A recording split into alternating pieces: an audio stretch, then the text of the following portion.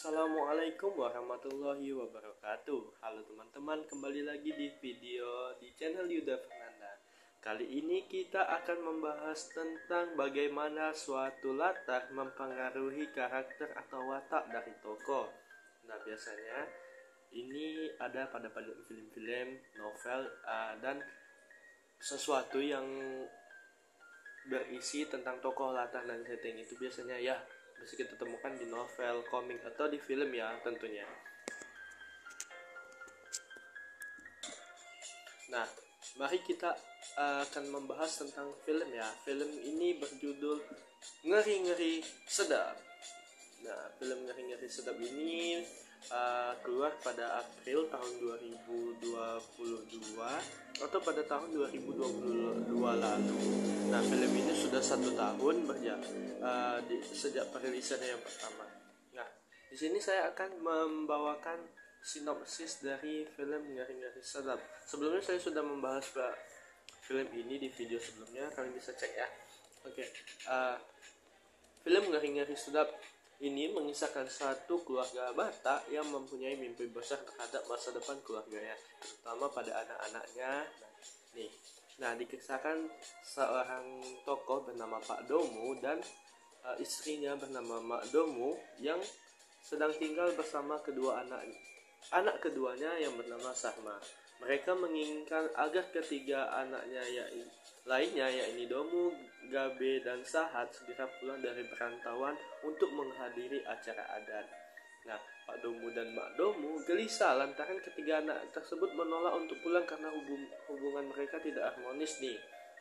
Nah, lewat film ini sutradara Benedion Raja Guguk memberikan gambaran yang nyata tentang dinamika keluarga jika berkaitan dengan adat istiadat. Ngeri-Ngeri Sedap merupakan film drama keluarga dengan latar belakang suku Batak, menyampaikan keresahan anak-anak rantau terkait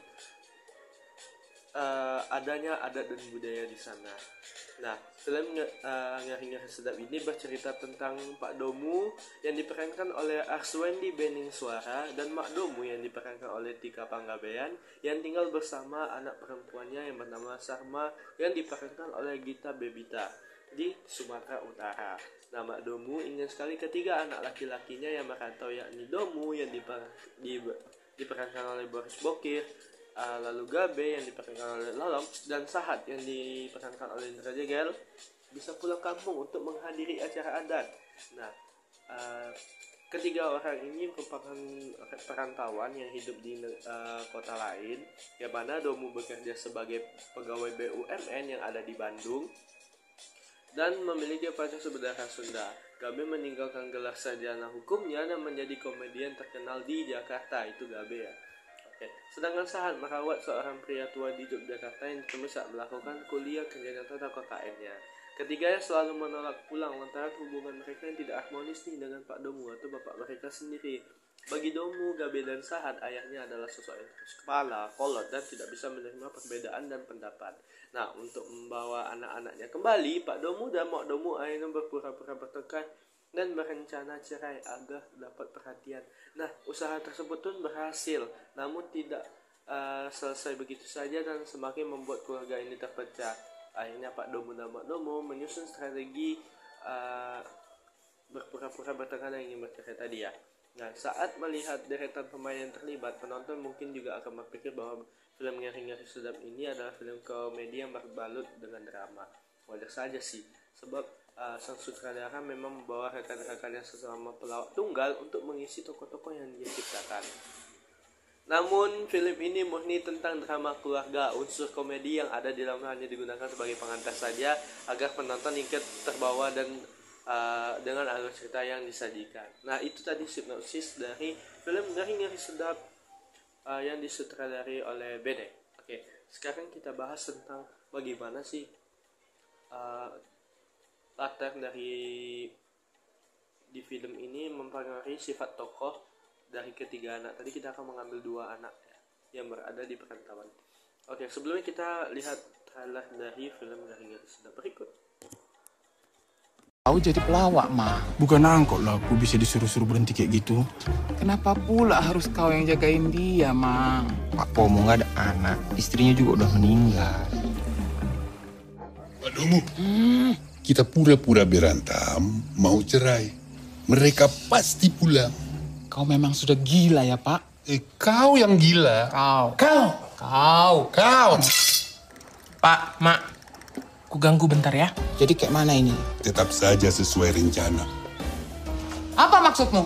Kau mau pisah? Kalau ya kenapa? Ya udah, ceraikan aku. Jangan ada yang tahu masalah bapak sama mama ini ya. Gak enak nanti jadi omongan orang-orang. Jadi apalah rencana kita? Kita selesaikan malam ini lah. Pak, minta maaf lah sama mama. Masalahnya apa, Pak?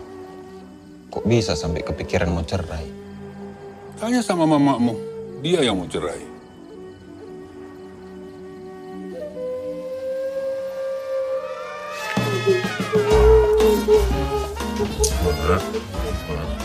Apa aku bilang?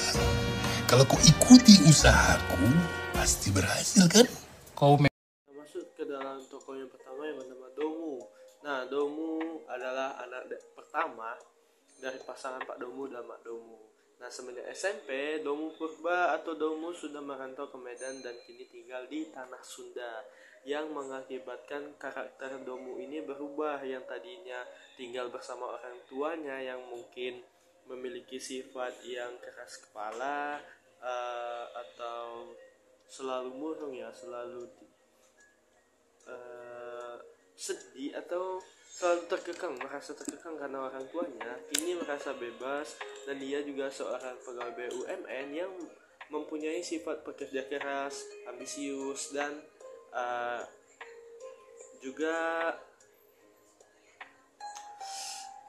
dapat mencapai kesuksesan dan yakin bahwa dia bisa mencapai itu tanpa bantuan ayahnya.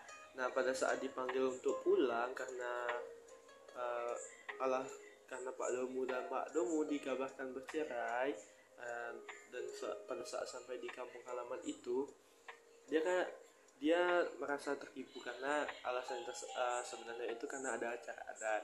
Nah, di sana Domu merasa seperti murung kembali atau tidak suka akan hal tersebut. Nah, hal ini menunjukkan di mana latar tempat mempengaruhi suasana atau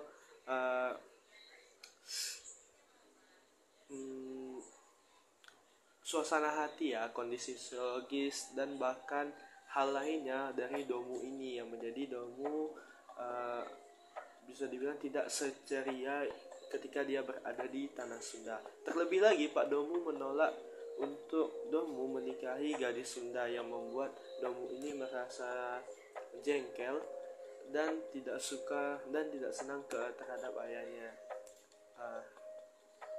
Nah, karakter Domu ini adalah karakter yang serius dan selalu ingin mencapai tujuannya. Nah, maka latar tempat dapat mempengaruhi suasana hati dan kondisi psikologis dari sebuah tokoh. Nah, lalu yang kedua ada tokoh Gabe. Itu merupakan anak dari Pak Domu dan Mak Domu yang lainnya, yang mana dia meninggalkan sarjana hukumnya dan lebih memilih menjadi komedian di Jakarta.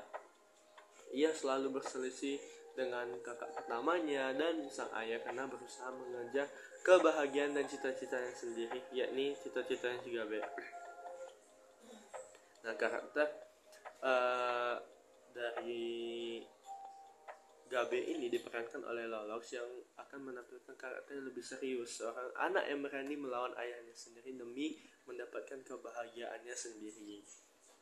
Nah, latar tempat tinggal Gabe ini yakni Jakarta ya, yang mempengaruhi karakternya, yang mungkin di kampung itu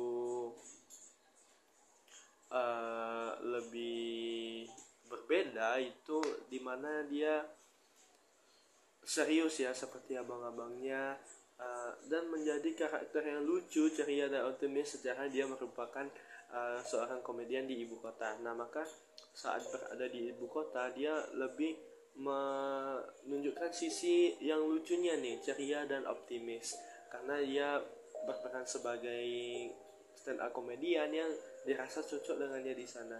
Nah, saat pulang kembali ke rumah, nah itu menunjukkan rasa yang tidak suka ya terhadap hal tersebut, di mana latar suasana yang ada di dalam cerita Ngeri-Ngeri Sedap ini saat menceritakan bagaimana hubungan ayahnya dan anak-anaknya itu di depan saat adanya kumpul keluarga, itu terlihat sosok ceria dari Gabe ini hilang. Nah, maka latar suasana dapat mempengaruhi watak dari tokoh tersebut. Oke. Namun semua ini hanya berwatakkan sementara, tidak tetap sampai akhir cerita, karena ini hanya mempengaruhi sebagian saja. Oke, sekian video dari kali ini. Semoga bermanfaat. Sampai jumpa di video berikutnya.